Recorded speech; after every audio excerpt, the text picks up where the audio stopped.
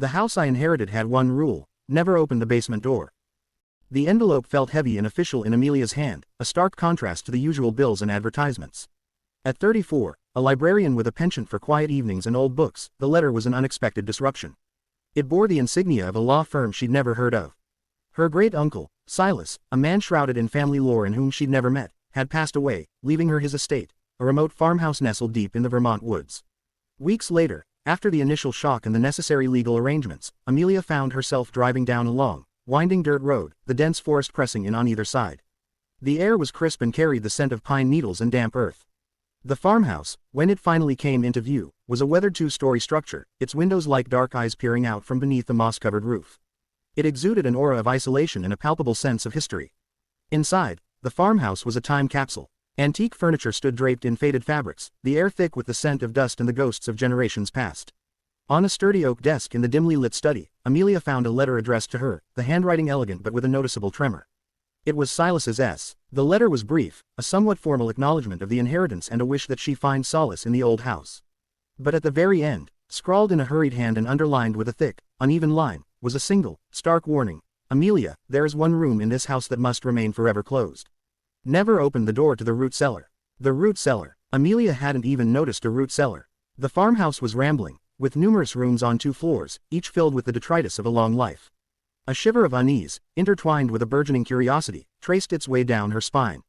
Why such a vehement prohibition? What could be contained within a root cellar in the middle of the woods that warranted such a strong command? She found the door to the root cellar in the back hallway, a heavy, wooden plank door set into the floor, almost hidden beneath a worn Persian rug. It had a rusty iron ring for a handle and was secured by a thick wooden beam laid across it. The air around the floor near the door felt strangely cool, carrying a faint, earthy smell, like damp soil and something else, something vaguely sweet and unsettling. Silas's emphatic warning echoed in her mind: never open the door to the root cellar. But the more she tried to dismiss it, the more the mystery consumed her thoughts. What secrets lay buried beneath the floorboards? Was it just a storage space for old preserves? Or something more sinister, something her reclusive great-uncle had desperately wanted to keep hidden? Days bled into nights. Amelia began to settle into the farmhouse, the silence broken only by the rustling of leaves outside and the occasional creak of the old house settling. She explored the upstairs rooms, uncovering antique books and faded photographs that offered glimpses into the lives of her ancestors. But her gaze would often drift downwards, to the back hallway, to the heavy plank door that held such a potent prohibition. She spoke to a few of the elderly neighbors, the keepers of local history, hoping to glean some insight into Silas and the farmhouse. They remembered him as a solitary figure, a man who kept to himself and rarely ventured into town. They spoke of strange rumors surrounding the farmhouse, whispers of odd occurrences and unexplained lights in the windows late at night. No one mentioned a root cellar, or any specific rules about the house. Their cryptic hints only deepened the enigma. Her curiosity became an almost physical ache, a constant hum beneath the surface of her daily life. She found herself spending hours staring at the rug-covered section of the floor, imagining what lay beneath. Old family secrets, hidden treasures, or something far more disturbing, something that had driven her great-uncle to such a stark warning. One chilly evening, while exploring the dusty attic, Amelia stumbled upon a small, locked wooden box tucked away beneath a pile of old quilts. After much searching, she found a small, tarnished iron key hidden within the pages of a brittle old Bible. It felt cold and strangely significant in her hand. An unsettling intuition told her that this key belonged to the lock, or rather the beam, that secured the root cellar door. Silas's desperate command from the letter resonated in her mind. Never open. But the need to understand his fear, to confront whatever darkness lay hidden beneath the floor, had become an almost irresistible force. She walked down the creaking stairs, the key clutched tightly in her hand. The air in the back hallway felt heavy, the silence almost suffocating. She knelt by the rug-covered section of the floor, the heavy plank door solid beneath her fingertips. She ran her hand along the thick wooden beam that lay across it, secured at either end by rusty iron brackets. With a deep breath, her heart pounding in her chest, she carefully worked the tarnished key into the brackets, releasing the beam. It was heavier than she expected, the old wood resisting her efforts. Finally, with a groan, it came free. She grasped the iron ring handle and slowly, hesitantly, pulled upwards. The heavy plank door creaked open, releasing a rush of cold, damp air that carried a cloying, earthy sweetness, far stronger than she had noticed before. The darkness below was absolute, a gaping maw in the floorboards. Amelia fumbled for her phone, activating the flashlight. The beam pierced the blackness, revealing a steep, rough-hewn stone staircase descending into the earth. She climbed down cautiously, the damp stone slick beneath her boots. The air grew colder, the sweet, unsettling smell intensifying. When she reached the bottom, she found herself in a small, circular chamber carved out of the earth. The walls were damp and moss-covered, and the air hung heavy and still. The chamber was mostly empty, save for a few rough wooden shelves lining the walls, holding rows of empty glass jars. In the center of the room was a large, circular stone slab, its surface covered in strange, intricate carvings. It seemed mundane, if damp and strangely scented. Amelia felt a flicker of disappointment. Was this the source of Silas's terror? A musty old root cellar. She moved further into the chamber, her flashlight beam exploring the carved stone slab. The symbols were unlike anything she had ever seen, a mix of geometric shapes and stylized figures that seemed vaguely organic. As she traced them with her fingers, a faint vibration seemed to emanate from the stone. Then, she noticed something else, tucked away in a dark alcove in the wall. A small, wooden box, much newer than the rest of the root cellar's contents. It was plain and unadorned, with a simple wooden latch. A prickle of unease ran down her spine. This box felt different, out of place. She remembered Silas's frantic warning, the almost palpable fear in his letter. Could this box hold the key to his terror? Hesitantly, Amelia approached the box. The wood felt strangely warm to the touch. She reached for the latch and slowly lifted it. The lid creaked open, revealing a single object resting on a bed of faded velvet, a small, intricately carved wooden doll. The doll was unlike any she had ever seen. Its features were unsettlingly lifelike, its eyes dark and seemingly intelligent. As Amelia reached for it, a wave of dizziness washed over her, and the sweet, cloying scent in the air intensified. Then, she heard it. A faint, rhythmic pulsing sound, seemingly coming from beneath the stone slab in the center of the chamber. It was a slow, steady beat, like a heart. A cold dread washed over Amelia. She looked at the carved stone slab, then back at the unsettling doll in the box.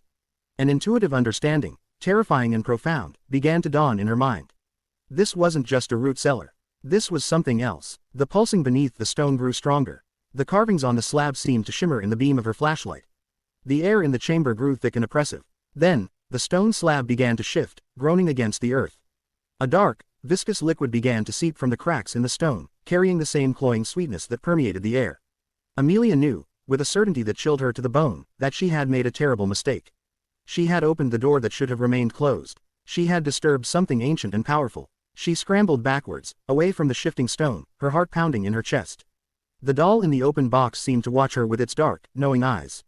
The silence that usually permeated the area was replaced by a faint, almost imperceptible hum. Hesitantly, she stepped closer.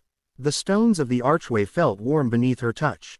The ivy seemed to sway gently, even though there was no breeze. And beyond the arch, the light was different again, not the soft gold of Oakhaven, but a harsher, more familiar glow. The faint sounds of traffic, distant sirens, the low murmur of a city, sounds she hadn't heard in decades, reached her ears. A wave of emotion, a mixture of disbelief, hope, and a profound sense of longing, washed over Maya. Could it be? Was the path back open? With a deep breath, her heart pounding in her chest, Maya stepped through the archway. The cobblestone path beneath her feet dissolved into uneven pavement. The quaint, timber-framed buildings vanished, replaced by the familiar brick walls of the alleyway. The smell of flowers was gone, replaced by the faint odor of damp concrete and discarded takeout containers. The sounds of Oakhaven faded, overwhelmed by the cacophony of the city. She was back. The alley looked exactly as she remembered it, the overflowing dumpster, the faded mural. The sun was setting at the same angle it had been all those years ago. It was as if no time had passed at all, or perhaps a lifetime had been compressed into a single, fleeting moment. Maya stood there for a long time, tears streaming down her face, the familiar yet alien sounds of her city washing over her. She had taken a shortcut through an alley and stepped into a town that didn't exist, a town that had become her home for years. And now, just as inexplicably, she was back. The dinner with her friends. She was still late. But everything had changed. She had lived a lifetime in a place unseen by most, a secret held within the folds of reality. The shortcut through the alley had taken her on a journey beyond imagination, a journey she would never forget. And she knew, with a certainty that settled deep in her bones, that the alleys between worlds were indeed thin sometimes, and that the most unexpected paths could lead to the most extraordinary and impossible destinations.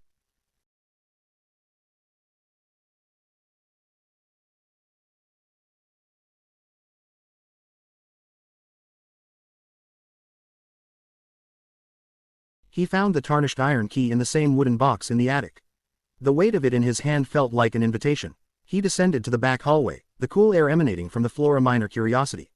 He released the beam and pulled open the heavy door. The same rush of cold, damp air, carrying the cloying sweetness, greeted him. He activated his phone's flashlight and descended the rough stone stairs. He noticed the carved stone slab and the small wooden box. He felt a faint vibration beneath his feet. He opened the wooden box and found the unsettling doll. As he touched it, the pulsing beneath the stone intensified. He saw the dark liquid seeping from the cracks. Then, he saw the faint scratching on the wall near the stairs. Don't. Ethan frowned. Don't what? The stone slab shifted. The hole opened. The sweet, cloying scent became overwhelming. Something began to emerge from the darkness. Ethan's adventure had just begun.